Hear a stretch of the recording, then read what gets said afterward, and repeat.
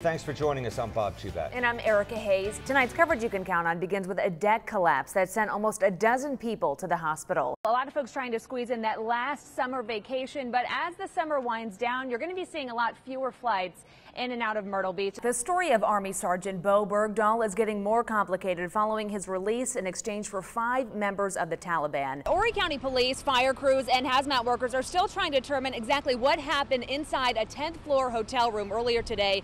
We don't have a whole lot of details at this point, but we do know that Horry County fire crews responded to a call around 1:30 this afternoon about a cardiac arrest at the hotel. The police report says an employee found the loaded handgun inside a toy box after he saw a person he thought might be a shoplifter. I did speak to Terry Elvis earlier tonight off camera. He told me that after everything that's happened to his family, they are taking this threat seriously and have taken precautions to make sure that their daughter Morgan is safe. Imagine being able to take your widescreen TV, roll it up, and throw it in the back of your car. Well, consumer electronics company LG has announced a new flexible panel that would do just that. As part of Prostate Cancer Awareness Night, he volunteered to get a prostate exam in front of the whole stadium full of fans. Not only that, but he's going to do it all while singing "Take Me Out to the Ball Game." Believe it or not, we're joined now by Andy Milovich. And Andy, first of all, we got to know what's the reason for all of this? Miss Edifine's family installed the new unit today. It's the first time in 4 years that she's had working air conditioning. She deserves it. After 4 years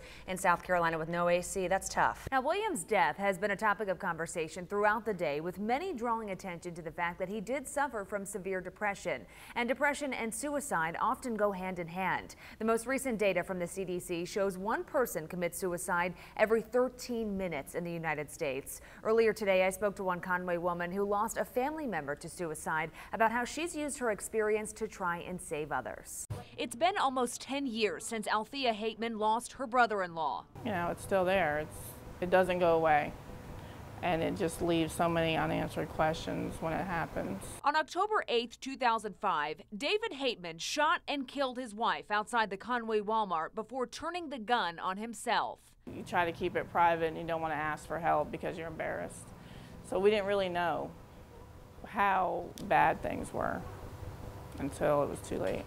Hateman suffered with depression, like Robin Williams and millions of other Americans, some of whom feel they have no other choice but to end their own lives. In 2010, suicide was the 10th leading cause of death in America. There were 38,364 suicides that year, an average of 105 per day. It makes people realize that everyone is susceptible. CCU psychology professor Dr. Terry Pettyjohn says while it is tragic, the death of a high-profile celebrity like Robin Williams opens a lot of doors for conversation. If they were really happy and they used to go out with you all the time and now they just want to be by themselves, they want to be left alone, if they start saying negative things about themselves and their abilities, those are some indications that there might be something that's problematic. According to Pettyjohn, if a person with depression seeks therapy and medication, they can lead a happy and normal life. So it's important to catch the warning signs early on. You wouldn't believe. For Hateman, it's too late to save her brother-in-law, but she hopes people will learn from his pain and millions of others. If we can take that and use that as an example of, you know, this happens to families every single day. These cabinets are filled with thousands of files. There seems to be no end. And it's Ron Shulver's job to sort through every single one. There's rooms full of them. Only he's not getting paid. Well, I've been doing volunteer work all of my retirement years, about 12 years now. Shulver has been logging 30 to 40-hour work weeks at the Horry County Probate Court for the past year to help the court meet a statewide deadline. It's part of a law passed in South Carolina that requires every county to submit a list to SLED of people the court deemed mentally ill or incompetent over the past 10 years. But there's one problem. There have been a lot of complaints from the probate courts because most of the courts did not get additional staff for this, so it has been a huge undertaking. Judge Edmonds says the court didn't move to a computerized system until 2012, so everything up until that point is all on paper. And it's up to Shulver to pick out every single case so that guns don't end up in the wrong hands. Very time-consuming work.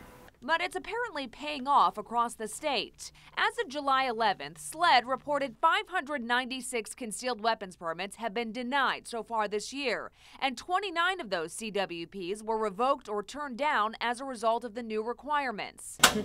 After all the long hours, Shulver says he's ready for a vacation. As a matter of fact, I'm heading back to California in a couple of weeks to take a break for a while. The court isn't quite up to speed yet, but he's confident they'll make the deadline and all of their hard work will be worth it. If we're keeping some of the guns off the street from people who would not be responsible gun owners, then yeah, then I'm doing something good. It's so awesome.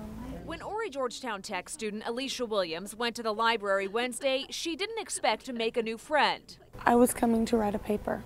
I had no idea about it, and it's the coolest thing. Williams is in her final weeks as a paralegal student, about to graduate, and has a lot on her plate. But when she entered the stress-free zone, it all melted away.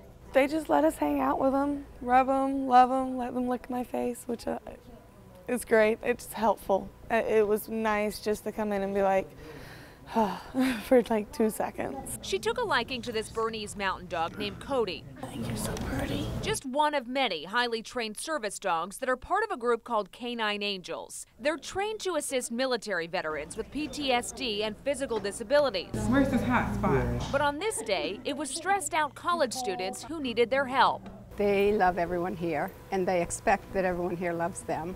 They don't judge. They don't care what your major is, what your GPA is. They just love the affection. That affection goes both ways. Studies have shown therapy dogs can help lower blood pressure, reduce anxiety, and increase endorphin levels. If you smile because you're patting a dog, it lowers your blood pressure, and I can't imagine that that doesn't help your studying if you go back to your studies and you take a sigh of relief because you patted a dog. Oh yeah, I can love on you too. Sometimes you just have to put the books aside and remember the dog days will soon be over. All I was thinking of is my paper and the assignment that's due tomorrow and the speech I have to give tomorrow as well. And then I see all these dogs that just let me come and play and hang out and breathe.